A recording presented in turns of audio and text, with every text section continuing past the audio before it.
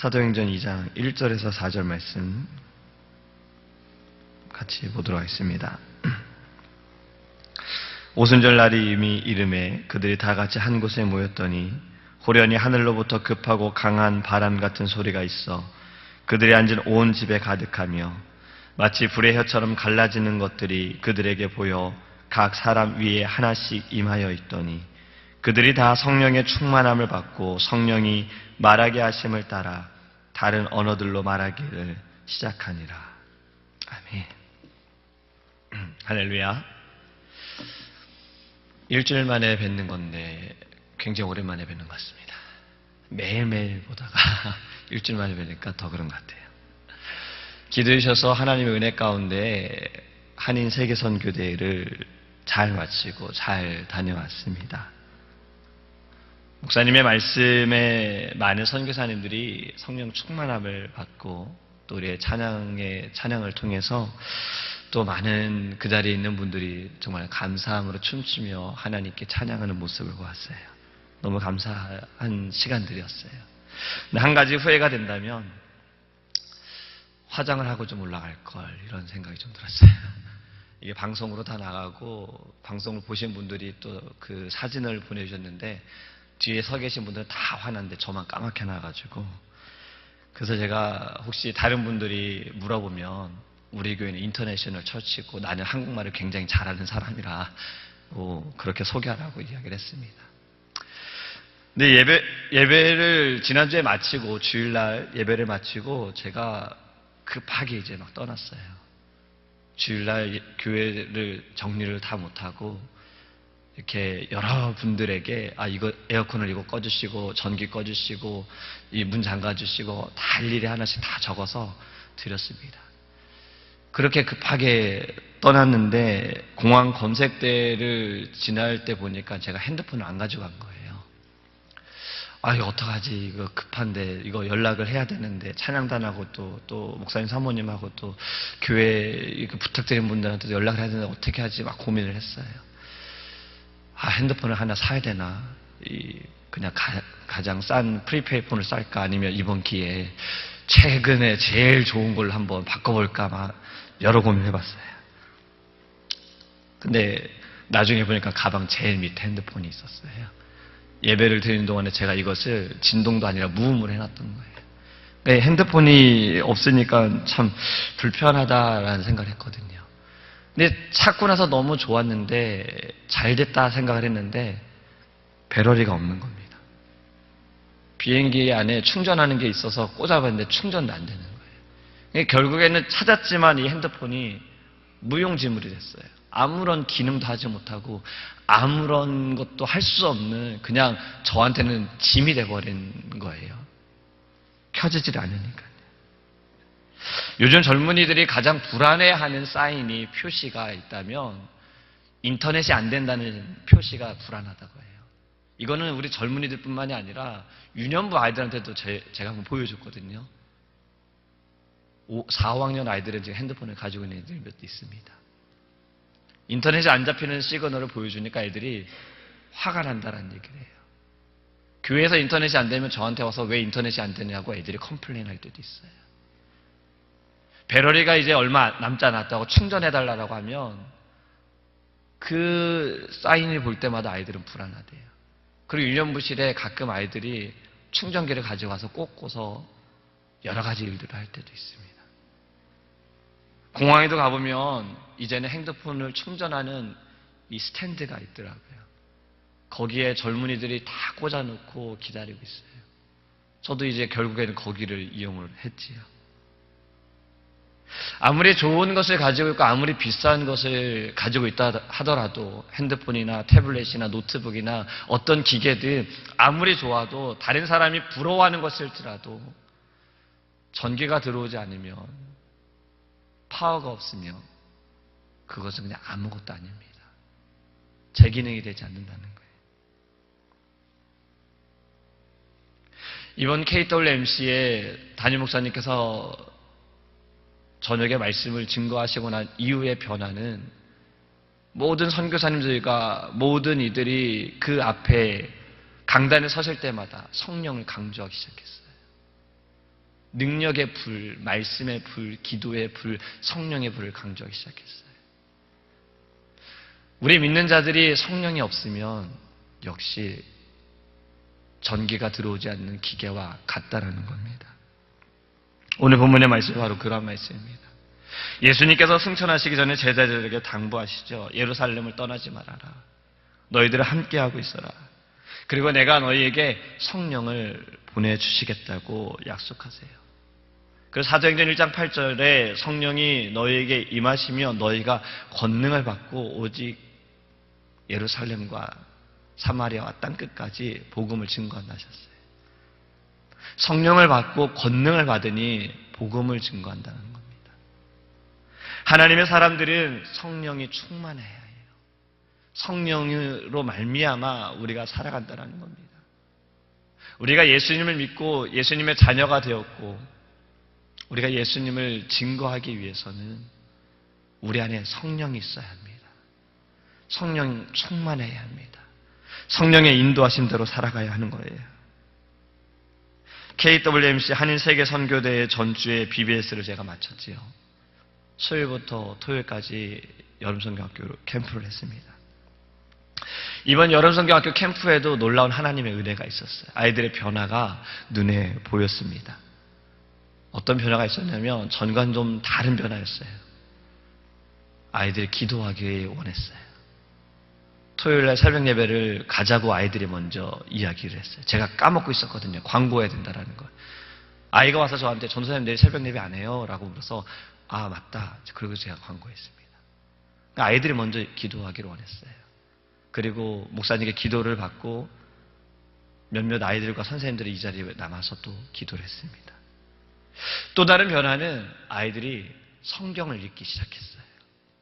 토요일에 새벽 예배를 마치고 댁에 돌아가서 잠을 자거나 친구들하고 장난을 치거나 시간을 보냅니다.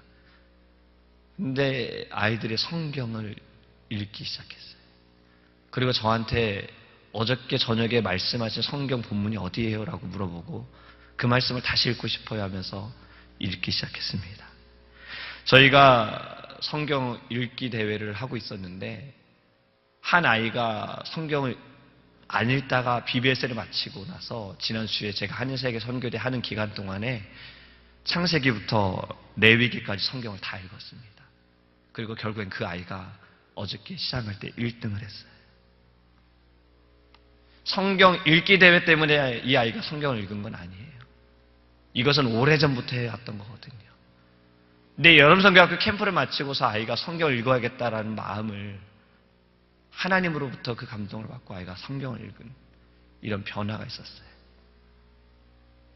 남자아이들이 찬양할 때 율동을 하지 않습니다. 교사들이 가서 몇 번을 지적해야 돼요. 일어나라, 찬양해야 돼. 하나님께 찬양하는 거예요. 근데 지금은 아이들이 스스로 일어섭니다. 오히려 5학년 남자아이들이 자기랑 같이 떠들던 아이한테 조용하라고 지적을 하더라고요. 왜 이러한 일이 벌어집니까?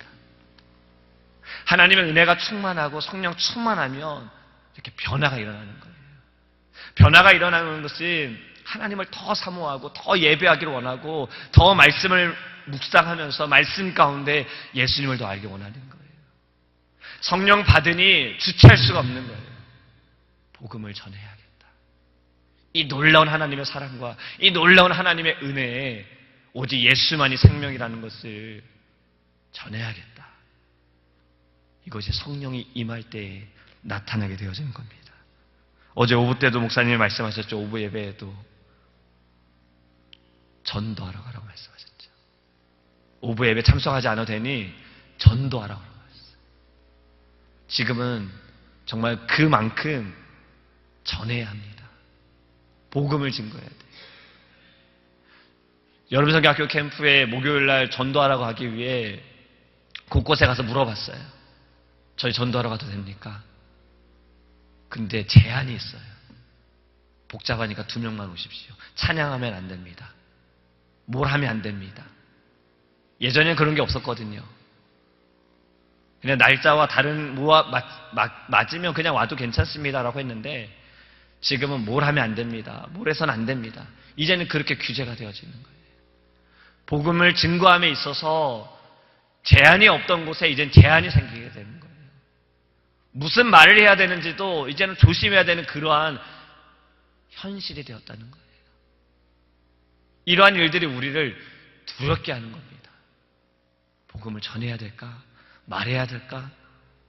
이 말을 해야 될까? 하지 않는 게 좋겠지? 복음에 제한이 있는 거예요.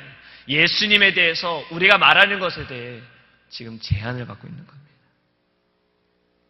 그에 대해 오늘 우리의 본문의 말씀을 다시 우리가 묵상하기 원합니다. 성령을 받으니 그들은 보았습니다. 2절 말씀에 호련히 하늘로부터 급하고 강한 바람 같은 소리가 있어 그들이 앉은 온 집에 가득했다고 했어요. 예수님의 명령을 듣고 예수님의 말씀을 듣고 그들이 모여서 기도하고 떠나지 않고 그들이 함께할 때 그 자리에 성령이 임했다는 거예요. 우리가 모이는 순간순간마다 성령이 임하시기를 기도하기를 원합니다. 예배 가운데 말씀 가운데 성령의 역사가 성령의 충만함이 있기를 기도하기를 원합니다. 그리고 우리의 눈으로 보기 원합니다. 성령이 하심을 보기 원합니다. 우리가 하나님의 일을 하기 위해서는요, 성령의 충만함을 간구해야 해요. 이것은 꼭 복음을 전하기 위해서 필요한 것이 아니라 우리가 하나님의 일을 함에 있어서도 성령 충만함이 있어야 합니다. 우리가 주일을 준비함에 있어서 음식을 하는 것에 있어서도 청소를 하는 것에서도 성경 공부를 준비할 때에도 우리의 모든 삶에 성령의 충만함이 있어야 됩니다. 성령의 인도하신 대로 살아가야 하고 성령이 이끄시는 대로 우리는 살아가야 합니다. 새벽마다 기도할 때에도 오늘 하루의 모든 삶에 성령의 충만하기를, 성령이 말하시고 성령이 행하시고 성령이 열매를 맺으시도록 우리는 기도해야 해요. 성경에서도 이렇게 말합니다. 성령의 이끄심대로 살아가는 이들이 하나님의 자녀다라고 했어요. 성령님은 우리 힘의 원천이고 능력이 되어져요.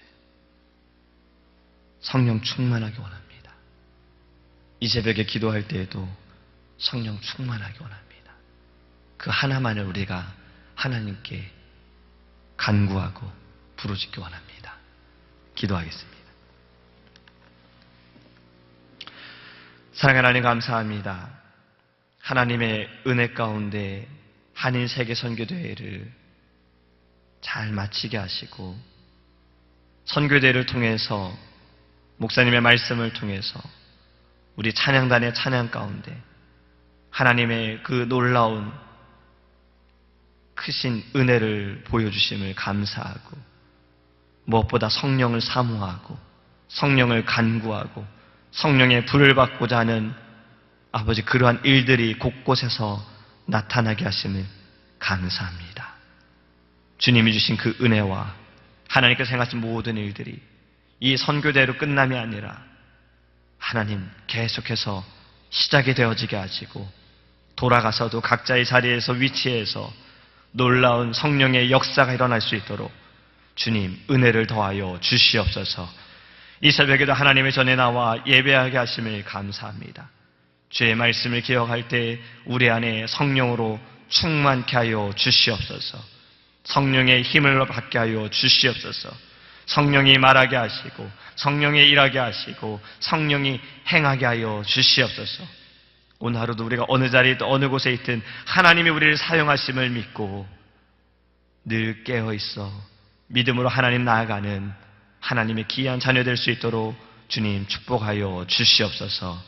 이 아침에도 간구하는 모든 기도의 제목들 주님 응답하여 주시옵소서. 감사하며 예수님의 이름으로 기도합니다. 아멘. 주기도문 하시겠습니다. 하늘에 계신 우리 아버지여, 이름을 거룩히 여김을 받으시오며 나라에 임하옵시며 뜻이 하늘에서 이룬 것 같이 땅에서도 이루어지이다. 오늘날 우리에게 일용할 양식을 주옵시고 우리가 우리에게 죄 지은 자를 사하여 준 것 같이 우리의 죄를 사하여 주옵시고 우리를 시험에 들게 하지 마옵시고 다만 악에서 구하옵소서. 대개의 나라와 건세와 영광이 아버지께 영원히 있사옵나이다.